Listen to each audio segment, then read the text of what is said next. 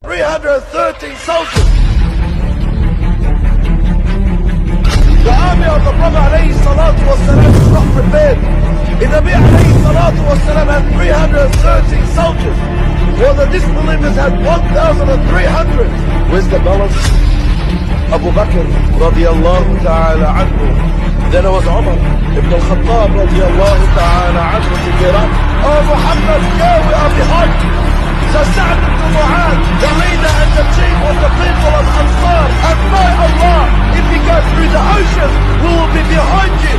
Then the Prophet Muhammad sallallahu alayhi wa sallam comes out of his tent, looks in the heavens, and he says,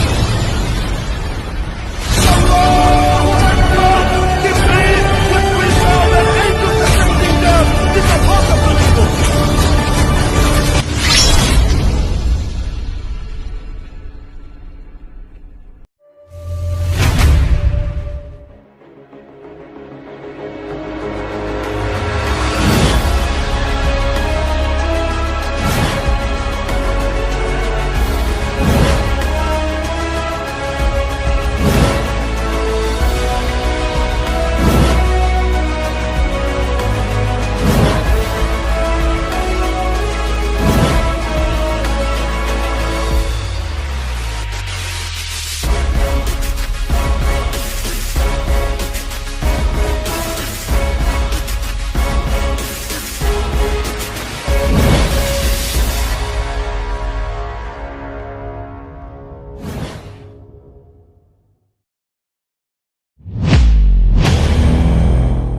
Sebelumnya kita harus tahu siapa Abdurrahman bin Auf. Orang yang dipilih oleh Allah kemudahan dalam urusan bisnis. Jadi datang ke Madinah. Beliau adalah orang muhajirin. Datang ke Madinah, bersahabat dengan salah satu orang ahli Madinah. Dan di saat seperti itu, ia mau dikasih duit oleh orang ahli Madinah itu. Ada orang ahli Madinah mau ngasih duit. Ternyata tidak mau.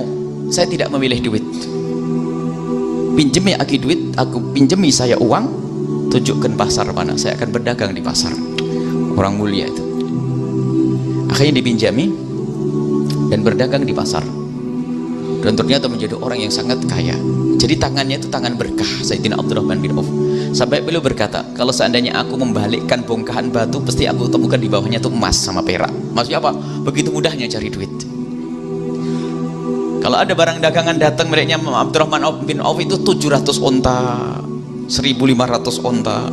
Jadi orang kaya. Suatu ketika Nabi berkata kepada Abdurrahman, ya Abdurrahman bin Auf, nanti engkau akan masuk surga itu dalam keadaan itu tertatih-tatih. Yang lain lari kenceng, kamu tertatih-tatih. Kenapa ya Rasulullah? Duniamu kebanyakan.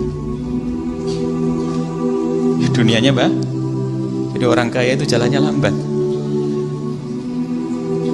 Hei orang kaya, jalan lambat. Akhirnya saya terima. Tapi aku pengen cepat. Lepaskan hartamu. Setelah itu beliau jadi orang ahli sedekah. Sedekah nggak melarat-marat. Setelah itu apa? Dikatakan engkau paling cepat menuju surga dengan hartamu.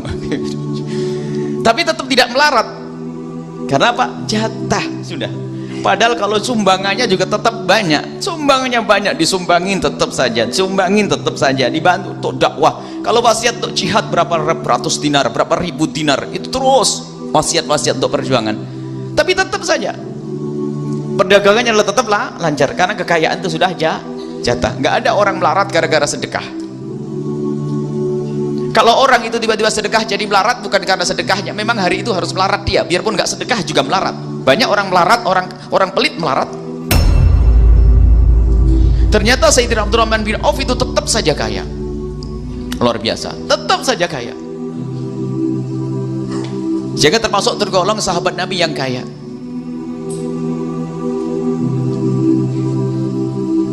Beliau diuji oleh Allah dengan penyakit. Beliau gatal, ada gatal. Sehingga termasuk orang yang boleh pakai sutra yang beliau itu. Karena ada gatal dia. Dan di dalam perang beliau sering berperang. Sampai salah satu perangan di perang Uhud itu beliau Kakinya itu kena lawan sampai pincang, sampai masa tuanya itu pincang.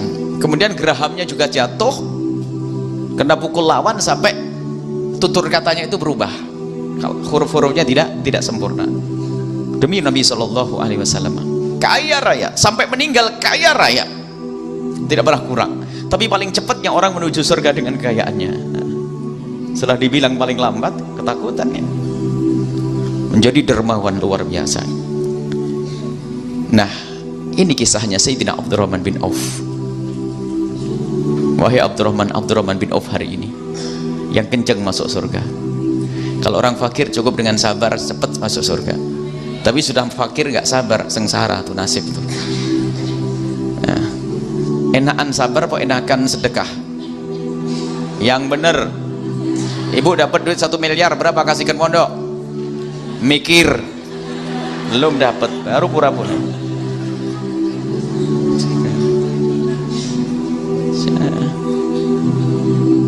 Mikir 200 bu ya, dikit banget. Nah, 300 buat modal mikir, belum dikasih.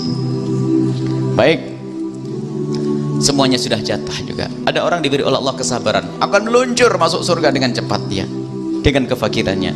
Ternyata orang kaya pun demikian. Dhahaba ahli duthur bil ujur. Para sahabat Nabi itu pada ngadu ke Rasulullah, orang-orang kaya itu enak ya kalau masuk surga dengan kekayaannya.